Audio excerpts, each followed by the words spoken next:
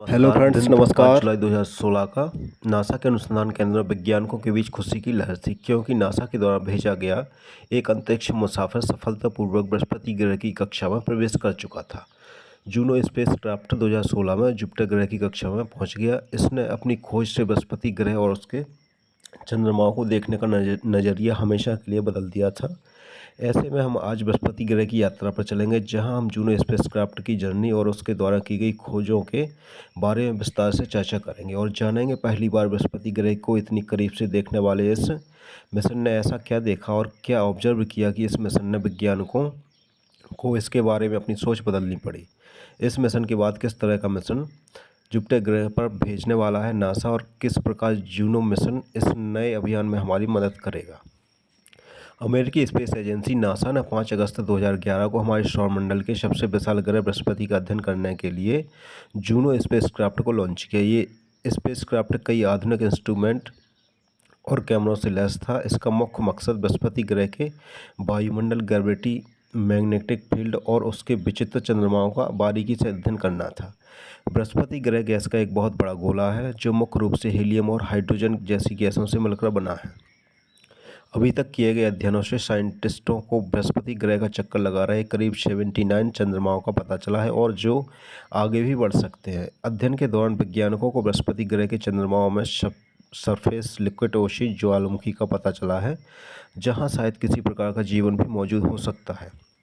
ये इतना विशाल है कि हमारे सौरमंडल में मौजूद दूसरे ग्रह और उनके चंद्रमाओं, ड्वार्फ प्लेनेट और सोलर बॉडी जिसके अंदर आसानी से समा जाएंगे। अपने इतने विशाल आकार की वजह से हमारे सौरमंडल के निर्माण और उसे शेप देने में सूर्य के बाद सबसे बड़ा हाथ बृहस्पति ग्रह का ही रहा है। ऐसे में हम इस ग्रह के निर्माण, मूंछ और इसके एवोल्यूशन का अध्ययन कर हमारे सौरमंडल के बारे में काफ़ी कुछ जान सकते हैं। बृहस्पति ग्रह का सबसे पहला अध्ययन 1970 के दशक में लॉन्च किए गए फाइनियर 10, फाइनियर 11, वाइजर 1 और वाइजर 2 जैसे मिशनों ने अपने फ्लाईबाई के दौरान किया था। इन मिशनों ने जुपिटर ग्रह, उसके कई मून्स की कई तस्वीरें और उसके कई रोचक जानकारियां वैज्ञानिकों को भेजी, जिसके जरिए वैज्ञानिकों को पहली बार इस ग्रह का इतना करीबी से अध्ययन करने का मौका मिला। जिसके बाद 1989 में जुपिटर ग्रह और उसके मून्स का करीबी से अध्ययन करने के लिए गैलीलियो मिशन को लॉन्च किया गया। यह जुपिटर ग्रह पर भेजा गया पहला ऑर्बिटल मिशन था, जिसका मुख्य मकसद इस ग्रह के ऑर्बिट में रहकर इसका करीबी से अध्ययन करना था। करीब 6 सालों की लंबी यात्रा के बाद गैलीलियो मिशन सन 1995 में जुपिटर ग्रह के ऑर्बिट में दाखिल हुआ और करीब 8 सालों तक इस ग्रह और उसके मून्स का अध्ययन करता रहा है। और इस मिशन दौरान जुटाई गई जानकारी वैज्ञानिकों के सामने जुपिटर ग्रह और उसके मून्स को लेकर कई और ढेर सारे सवाल खड़े कर दिए, जिनके जवाब ढूंढने के लिए हमें गैलीलियो स्पेसक्राफ्ट से भी ज़्यादा एक ऐसे एडवांस स्पेसक्राफ्ट की ज़रूरत थी, जिसमें ऐसे आधुनिक साइंटिफिक इंस्ट्रूमेंट और कैमरा मौजूद हो जो जुपिटर ग्रह के एटमॉस्फेयर, मैग्नेटिक फील्ड स्ट्रक्चर और उसके मून्स का और भी करीबी से अध्ययन और भी विस्तार से अध्ययन कर सकें।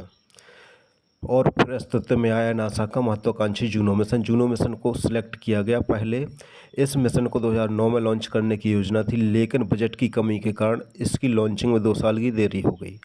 2 साल के डिले के बाद आखिरकार जूनो स्पेसक्राफ्ट प्रोब को 5 अगस्त 2011 को एटलस B551 की रॉकेट की मदद से लॉन्च कर दिया गया। जूनो स्पेसक्राफ्ट का निर्माण लोकेज मार्टिन द्वारा किया गया था।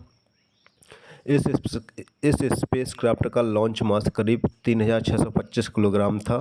जूनो स्पेस में जाने वाला पहला ऐसा स्पेसक्राफ्ट है जिसमें एनर्जी के लिए सोलर पैनल का उपयोग किया गया है। इसमें 3 बड़े सोलर पैनल लगाए गए हैं। जूनो को जुपिटर ग्रह तक सफर तय करने में 5 सालों का समय लग गया, और यह स्पेसक्राफ्ट 5 जुलाई 2016 में करीब 2.8 बिलियन किलोमीटर की लंबी यात्रा करने के बाद आखिरकार जुपिटर ग्रह के ऑर्बिट में सफलतापूर्वक दाखिल हो गया। जुपिटर ग्रह के ऑर्बिट में दाखिल होने के बाद अगस्त 2016 में जूनो ने जुपिटर ग्रह का अपना पहला फ्लाईबाई पूरा किया। फर्स्ट फ्लाईबाई के दौरान जुपिटर ग्रह और जूनो के बीच फर्स्ट क्लोज अप्रोच भी हुआ। इस दौरान इन दोनों के बीच की दूरी केवल 4200 किलोमीटर ही बची थी।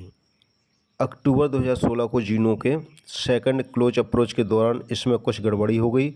इसके कारण क्लोज अप्रोच के 13 घंटे पहले यह सेफ मोड में चला गया। प्लान के अनुसार इसके सेकंड क्लोज अप्रोच के बाद जूनो के इंजन को फायर कर इसकी स्पीड को बढ़ाकर इसकी ट्रैजेक्टरी को बदला जाना था। इसे सफलतापूर्वक अंजाम देने के बाद जूनो का ऑर्बिटल पीरियड 53 दिनों से घटकर सिर्फ 14 दिनों का रह जाता। अगर यह सफल हो जाता तो जूनो स्पेसक्राफ्ट 20 महीने के अंदर जुपिटर ग्रह के 37 ऑर्बिटल फ्लाईबाई को पूरा कर सकता था, लेकिन 19 अक्टूबर को इसके इंजन में आई गड़बड़ी से तय समय पर जूनो के मेन इंजन को फायर नहीं किया जा सका, जिसके चलते 14 दिनों के प्लान को कैंसिल कर 53 दिनों के प्लान को ही कंटिन्यू रखने का फैसला किया गया। जूनो स्पेसक्राफ्ट में आई तकनीकी खराबी के कारण 37 ऑर्बिटल की बजाय जुपिटर ग्रह के सिर्फ 12 ऑर्बिट को पूरा कर पाया। पर अच्छी बात यह देखिए, एक्सट्रीम रेडिएशन और ह्रास एनवायरनमेंट के बावजूद जूनो का सिस्टम और सभी इंस्ट्रूमेंट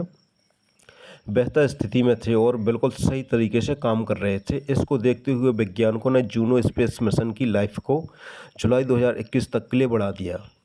जूनो का बढ़ाया गया मिशन भी पिछले साल कंप्लीट हो चुका है। अब इसका फ्यूचर क्या है, इसको जानने से पहले हमें उन चीज़ों के बारे में जानना है जिसकी खोज जूनो ने की है। जुपिटर ऑर्बिट में दाखिल होने के 1 महीने बाद ही जूनो ने जुपिटर के स्ट्राइप से जुड़ी एक दिलचस्प खोज की। इस खोज के अनुसार जुपिटर की पहचान बन चुकी स्ट्राइप दरअसल जुपिटर ग्रह के एटमॉस्फेयर में काफ़ी दूर तक फैले हुए हैं।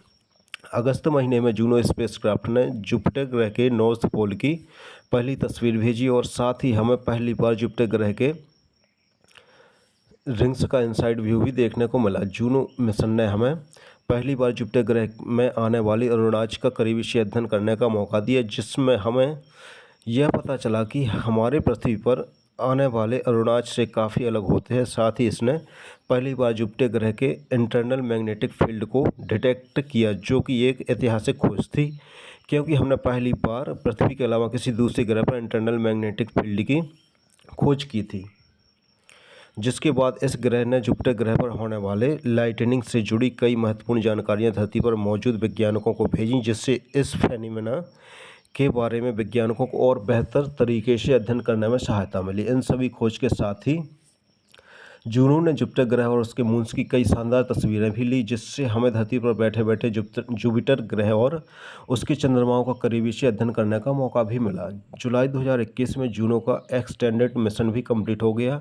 इसके बाद नासा ने जूनो मिशन का कार्यकाल सितंबर 2025 तक के लिए बढ़ा दिया। इसके एक्सटेंडेड मिशन के अंतर्गत अब जूनो स्पेसक्राफ्ट का मुख्य मिशन जुपिटर ग्रह के इनर मून्स गैनीमेड, यूरोपा और आईयू के फ्लाईबाई को अंजाम देना है और इनके बारे में ज़रूरी तस्वीरें और डेटा को जुटाना होगा। अब जानते हैं क्या होने वाला है इस मिशन के साथ। गैनीमेड मिशन के बाद जूनो यूरोपा मून के फ्लाईबाई को सितंबर 2022 तक अंजाम देगा। यूरोपा के फ्लाईबाई को सफलतापूर्वक अंजाम देने के बाद इसका ऑर्बिटल पीरियड घट करके केवल 38 दिनों का रह जाएगा। इस फ्लाईबाई के दौरान यूरोपा और जूनो के बीच क्लोजेस्ट अप्रोच की दूरी सिर्फ 320 किलोमीटर रहने की संभावना है। यूरोपा के बाद दिसंबर 2023 में जूनो आईयू मून के पहले फ्लाईबाई को पूरा करेगा और इन दोनों के बीच सेकंड फ्लाईबाई फरवरी 2024 में पूरा होने की उम्मीद है। इस फ्लाईबाई के दौरान इन दोनों की क्लोजेस्ट अप्रोच 1500 किलोमीटर की रहेगी। नासा ने जूनो मिशन कंप्लीट होने के बाद इस स्पेसक्राफ्ट को डिस्ट्रॉय करने का एक प्लान भी तैयार कर लिया, जिसके अनुसार मिशन कंप्लीट होने के बाद जूनो को डी ऑर्बिट रेस्क्यू ग्रह के एटमॉस्फेयर में भेज दिया जाएगा, जिससे यह स्पेसक्राफ्ट केवल कुछ मिनटों में ही खुद को जलाकर ख़त्म कर लेगा। 2025 में मिशन कंप्लीट होने के बाद जूनो को इसी प्लान के तहत डिस्ट्रॉय कर दिया जाएगा। ऐसे में ख़त्म होने के पहले जूनो मिशन जुपिटर ग्रह और उसके मून्स से जुड़े कई और खुलासे कर सकता है। आपको यह जानकारी कैसी लगी कमेंट बॉक्स में ज़रूर बताएं और आपने अभी तक हमारे चैनल को सब्सक्राइब नहीं किया है तो सब्सक्राइब जरूर कर लें। धन्यवाद। जय हिंद, जय भारत।